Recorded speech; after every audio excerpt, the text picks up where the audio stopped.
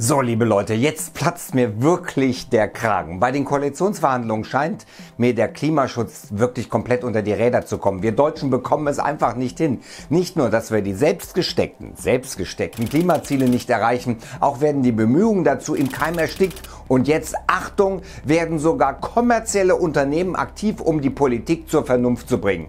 Was ist da los? Leute, hat eigentlich niemand den Schuss gehört? Wie ist also die Lage beim Klimaschutz in Deutschland? Jetzt bei Klicks um Science Fiction. Herzlich willkommen zu einem etwas meinungsstarken Video. Wenn Bundesverkehrsminister Alexander Dobrindt das Ziel Verbrennungsmotoren ab 2030, das ist noch lange hin, nicht mehr zuzulassen als Schwachsinn bezeichnet, dann frage ich mich wirklich, wie er das den Hitze, Orkan und sonstigen Klimaopfern in den nächsten Jahrzehnten erklären will. Jetzt haben wir ja schon Millionen Tote durch die Folgen des Klimawandels. Das ist wirklich einfach eine bodenlose Unverschämtheit und komplettes Unvermögen. Aber das hatten wir hier ja schon, als das Bundesverkehrsministerium nicht in der Lage war, die rechtlichen Grundlagen für die Hyperloop-Planung in Deutschland zu klären. Ja, Zukunft und CSU, da scheinen zwei Welten aufeinander zu prallen. Okay, das war jetzt polemisch, aber es kommt einem so vor. Jetzt haben also die Grünen auf dieses Enddatum 2030 verzichtet und auch auf ein konkretes Jahr für den endgültigen Kohleausstieg. Wie bitte? Leute, das geht nicht. Jetzt müssen sogar Unternehmen, also kommerzielle, gewinnorientierte Unternehmen vorangehen, um die wirklich von allen guten Geistern verlassenen Politiker und Politikerinnen zur Ordnung zu rufen. 40 Konzerne wie Aldi, die Telekom, Siemens, die Deutsche Bahn, Adidas und so weiter und so fort haben mit der Stiftung 2 Grad die zukünftigen Regierungsparteien aufgefordert, Zitat, ein konsistentes Konzept vorzulegen, wie die 2020-Ziele und die Ziele des Klimaschutzplans 2050 erreicht werden können. Bam!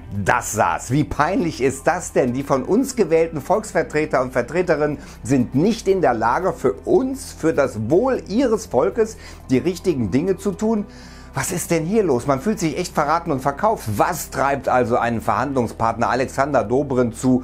Und jetzt muss ich mal zu seiner Äußerung sagen, diesem Schwachsinn. Es wäre ja lustig, wenn es nicht so ernst wäre. Deutschland wird die selbst gesteckten Klimaziele bis 2020 einfach mal nicht erreichen. Die Bundesregierung hat auf ganzer Linie versagt. Statt 40% werden die Treibhausgasemissionen lediglich im besten Fall 32% gegenüber 1990 gesenkt. Und von 1 Million Elektroautos 2020, da können wir nur träumen. Anfang 2017 waren es 34.022.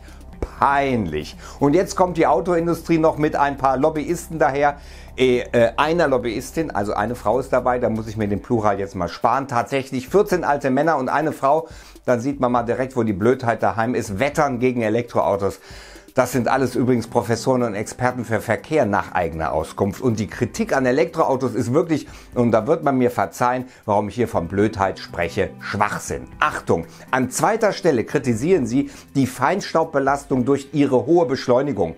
Oh Mann, lieber Gott, lass es Hirn regnen. Was ist das denn? Ja, es ist richtig, ich kann mit meinem Elektrosmart einen Porsche versägen. Aber wie oft mache ich das wohl? Ich muss ehrlich sagen, dass ich noch nicht so viele Kavalierstarts von Elektroautos gesehen habe. Und haben die lieben Professoren auch berücksichtigt, dass die Elektroautos fast keinen Abrieb an ihren Bremsbelägen haben, weil sie statt die Bremsen zu nutzen mit ihrem Elektromotor bremsen, um Energie zu gewinnen?